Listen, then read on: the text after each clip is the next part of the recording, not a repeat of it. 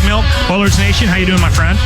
Morning, boys. I was just thinking, actually, as the intro was playing, it's been a while since I've seen you fellas. Yeah, really a long time, actually. We had a guy call us up who wanted to bring us. Jimmy's been on this weird pickling thing. I've noticed. I've seen that. Yeah, Pickling everything in his fridge. yeah. So he wanted to bring us pickles, and we're like, damn it, we can't take deliveries. All our interviews have to be over the phone. I wonder when this will be. Like, that's got to be phase 4, right? For like having visitors and people bringing stuff in. Yeah, I don't know. Yeah, I don't know either. Yeah, we're not sure. We've had deliveries, but we've had them delivered like down at the front, right? And then there's this We get washing the fire routine. hose out. Yeah, little napalm. I'll just come out there and I'll just come to the parking lot and John Cusack with the boom box above my head. You guys can look out the window. We can get you. We can get the fire hose out for you if you want to strip naked, and we'll just give you the Rambo prison shower. wash. Yeah. We'll get you to weigh in before we get into the Sabres here. Jobs you could see yourself doing other than the one that you have. You know what? I always like the idea of me and my buddies like painting houses in the summer. You know what I mean? Like, just then you're sitting there, you're having your lunch on the grass, and you're painting someone's house. And you go off to get shenanigans. It's basically I'm stealing the plot from American Pie 2, but like, that was the first thing that came to my mind when you brought it up. That's a great movie. Yeah. There you go. So the Sabres seem to be the downward spiral continues. It used to be everyone laughed at Edmonton, all the first round picks. Buffalo's definitely the joke of the league right now, right? They're fun. I like it. For once, it's not everybody pointing and laughing at us, and we get to shift and point and laugh at everybody else, at the Sabres. And I realize now how much fun it was to laugh at us because we get to do it to the Sabres. So, yeah, they're interesting because they just gave their GM like a vote of it was that classic vote of confidence, like, oh yeah, we believe in him, and they did that like what 3-4 weeks ago or something like that. And then he got hacked yesterday. It's just one of those things, like if your boss gives you a vote of confidence that you're doing a great job, you probably should start looking for a new one. It seems like. And like, what is Jack Eichel thinking right now? I mean, 3 weeks ago there was a story about how he was fed up with it all, and now they fire the GM. Is he like, are we rebuilding again?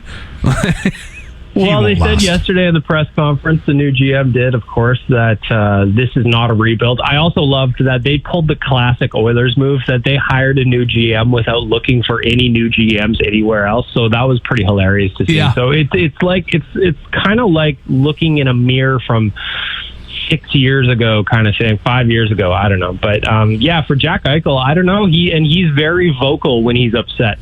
Mm-hmm. You know what I mean? He has no problem going in the media and ripping people and letting a rant go. So he doesn't do it during the regular season very often, but he has at the end of every season seems to have a bit of a meltdown. Well, one more thing too with the Sabres, they have one of our old head coaches. Yeah, Ralph Kruger's there. And Jeez, you got a vote of confidence too. So if I'm Ralph Kruger, I'm keeping my Skype closed here for the next few months or whatever they get off the ice. Because the interesting thing about the Sabres is they're not part of this 2014 tournament that's going to be coming up hopefully in August. What is wrong with the world? So there's an even funnier wrinkle with that if the Sabres beat the Montreal Canadiens in one of the last games they played before the shutdown, the roles would have been reversed. It would have been the Habs on the outside and the Sabres on the inside. So they were one win away from getting into this tournament that hopefully will kick off in August. Yeah, Kruger's got to do the George Costanza. If they can't talk to him, they can't fire him. Or he just also does the George Costanza where if they do fire him, he just keeps showing up to work anyway. Hopes that the GM gets fired and forget or they have to get a new one. You know what? There's very few parallels between radio and hockey, right? But I will say this. I've worked in toxic buildings before, and it takes years to fix that. And quite often, I don't even know how you would go about doing that. And I guess we're on a upward tick here with the Oilers, but it took years to fix that toxic situation. And I'm guessing the Sabres are in the middle, embroiled in that right now. 100%. I mean, even like with the Oilers, just the different approach that Ken Holland's brought, and he's just been here just over a year. It was a year in May. So even the approach he's brought has been different. Like, look at a player like Jesse Puljujarvi. Recently, he's saying, never say never. Maybe I'll come back to Edmonton. Where a year ago, has he changed his code on that? Well, so far since we've been locked down, he said twice that never say never when asked about coming back to Edmonton, where last year he said, nope, never. I would rather play in Finland. So you got to give Ken Holland some credit for waiting him out and just letting him go do his thing for a year, and we'll see how it shakes out. Obviously, there's no hockey to be had right now, but that approach is different.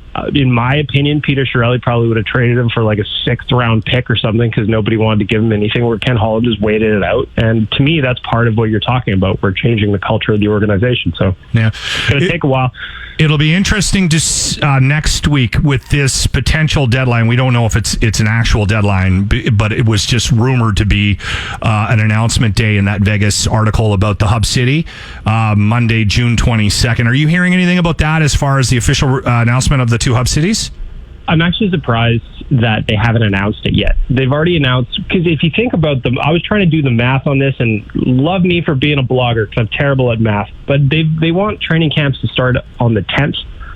Yeah. There are players all over the world right now, all over Europe, all over Canada, that have to get back to their cities or wherever they're going to play.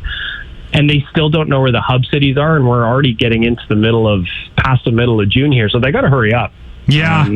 I honestly thought that the hub cities would have been announced already, but it seems like Vegas is going to be one. Who knows where the other one will be, but we'll have to wait and see, I guess. I think it's been pushed back, Baggedmilk, just because I think they are trying to put pressure on the Canadian government to loosen restrictions revolving around the 14-day quarantine for international players. I think that's what's happening. Right. I think you're right, too. And then yesterday in his address, Trudeau said that the Canadian government's open to working with the NHL on whatever their return to play plan is. So that means shit, though. I mean, he just talks out of the side of his head. No one should be putting any weight on what he says. Anyway, we'll see what happens. I mean, if we're getting closer to July 10th all the time, they have to pick cities, whether that's going to be in Canada or in the U.S. or what's going to happen. Who knows? But they got to get going here, because at the end of the day, players still need to get back and get on the ice. Yeah. Baggedmilk, always a pleasure. Look forward to next week, my friend. Thank you, sir. Baggedmilk from Oilers Nation.